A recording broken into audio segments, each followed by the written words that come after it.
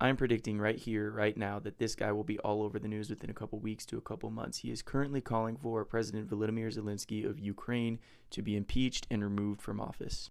This guy's name is Alexander Dubinsky, and he is currently a member of the Ukrainian parliament. He is in jail for treason right now against Ukraine and has multiple sanctions placed against him by the United States for acting as a Russian intelligence agent for foreign governments. But you see, Alexander is just one small part of it. These two have launched a massive Russian intelligence operation that seeks to put pro-Russian officials in high-ranking positions all over the United States and Ukraine. You see, this guy, his name is Oleg Deripaska. He is a Russian oligarch, and he paid this guy, Paul Manafort, $10 million annually to lobby for two specific politicians in the United States and Ukraine that pushed pro-Russian ideologies. And here are the two politicians that Paul Manafort lobbied for. You have Donald Trump for the United States and Viktor Yanukovych for Ukraine. I should also mention that in addition to lobbying for these people's campaigns, he also acted as a campaign advisor for them. I could do a whole video about this scumbag, but just to get you the highlights, President Viktor Yanukovych served as president of Ukraine in 2010 to 2014.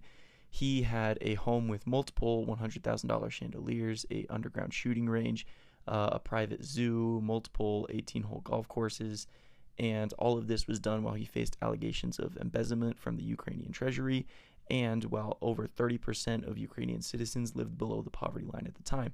He also imprisoned many of his political opponents and allowed the Russian Black Sea Fleet to station in Crimea.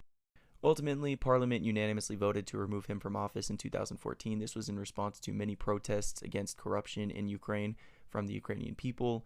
To this day, Donald Trump and his supporters call this a coup that took place, but it was in fact not a coup. It was just the Ukrainian people protesting to remove an oligarch from office. Also, the only other country that calls this a coup is Russia on their state-run news outlets. I'm sure you've heard of the other guy that Paul Manafort lobbied for.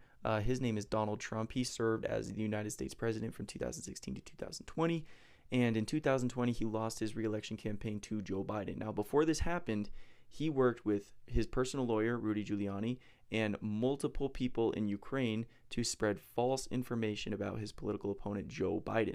And who spread all of this knowingly false disinformation? You guessed it, it was Alexander Dubinsky. He was a journalist and political analyst at the time for Ukraine, and some of the theories that he pushed were that Joe Biden was corrupt and made deals with Ukrainian officials to make money for his family. He also suggested that Ukraine, not Russia, was guilty of meddling in the 2016 presidential election in the United States, which has been proven false numerous times. And now, in addition to saying that President Volodymyr Zelensky should be impeached and removed from office, he has also stated that he would run against him in a re-election campaign. This means that Vladimir Putin is once again trying to install a puppet who will allow Russia to steal land from Ukraine. And the more people know about this, the less likely it is to come true. That is why I'm sharing it with you today.